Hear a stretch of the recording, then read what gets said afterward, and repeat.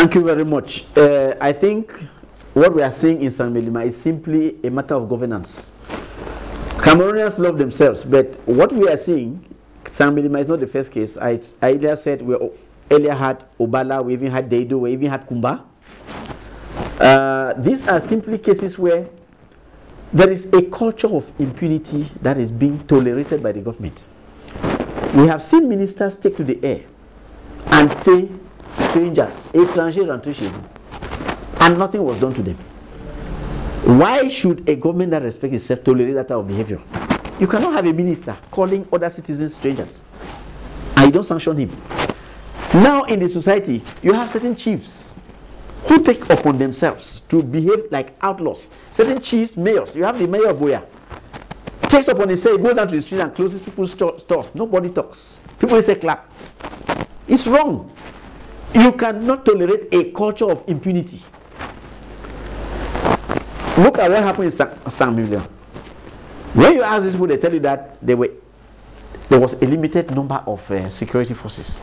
The gendarmes came from Yaoundé. Even with those contingents from Yaoundé, was there still a limited number? Okay, granted there was a limited number. We have videos that show the culprits who were actually destroying with axes in their hands, bearing axes and machetes and sticks and all sorts of things. This was clearly depredation by band. I consider them criminals. And our criminal law is there. All you need to do is to catch these people and let them face the brunt of justice. You will see that no other person will want to emulate that example. But the fact that people, certain fellows, decide to stay quiet and watch vandals destroy the property which the state is supposed to protect, creates this type of situation that people are using the umbrella of tribalism to cover themselves with. You listen to the speech of the spokesman for the youth of Sang Melima. He claimed that they were destroying property because their elites, the Sang Melima elites, were doing nothing for them. This is total tomfoolery. How can Sang Melima elites destroy the property of Bamuns, Bameleke and Ausa because Sang Melima elites are doing nothing for the Sang Melima youths?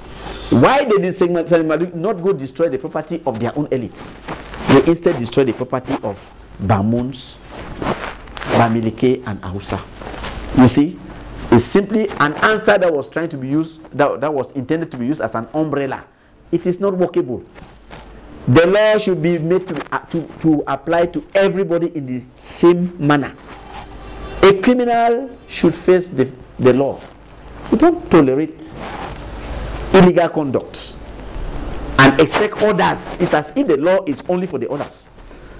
What is happening? You see what happened in Deido. In Deido here, we had the chief who sent out his boys to arrest certain boys from other tribes and say they are not wanted there.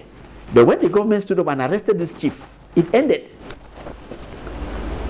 Showing you that if the law is respected, nobody will take the route of this type of misconduct. So, in my opinion, it is simply a matter of disrespect for the law and a matter of some authorities putting in place untouchable citizens. Untouchables. Somebody who can commit an offense and nobody will talk about it. No, sir, we should not have untouchables. Everybody should be equal before the law, and any person who infringes the law should be made to answer. There's no reason why when Kamto went down to the streets to go and march, he was arrested. Some of his militants were even shot. But here are people who took machetes and axes, went down to loot and break into private property, and not even one has been arrested. This is not normal. We are calling on the authorities that be to sit up and see to it that justice is seen done. Justice to be seen done. Because if justice is not seen done, then we are in a country where the laws are just there for pictures and photos. And that is not a good thing.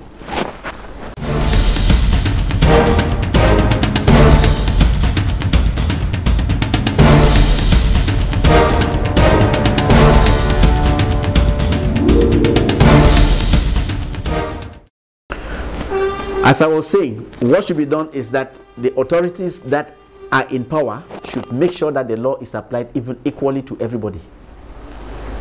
We should not have citizens who are above the law, whose conduct should not be reprimanded. Because if we continue, look at what happened in Kumba. The SDO came out, seized the meat belonging to butchers, illegally seized meat belonging to where and went and auctioned it. Put yourself in the position of these butchers. Who compensates them for their loss? Mr. SDO goes scot-free. The government says nothing. They find it normal that they say in special circumstances, special measures. Trash. He has no right to behave that way. He ought to be sanctioned. Go to Boyas, a Kemapati carrying seals to go steal people's shops. No law empowers him to do that. But they tolerate it. Why? It's not correct. Bring him to book. Bring him to book and you will see that he will never do that again. If you tolerate it, you will have other people trying to behave the same manner. They will say, because I know the head of state, I know this minister, I am the protege of this person. We should not have proteges. Everybody should be equal before the law, and you will see that the constitution of the country will be respected, because every Cameroonian has the right and freedom to move freely within the country and stay wherever he pleases, he chooses to stay. If you don't want to respect the laws of the land, then you will have people coming up with illegal conduct, criminal conduct that they want to cover with the umbrella of tribalism.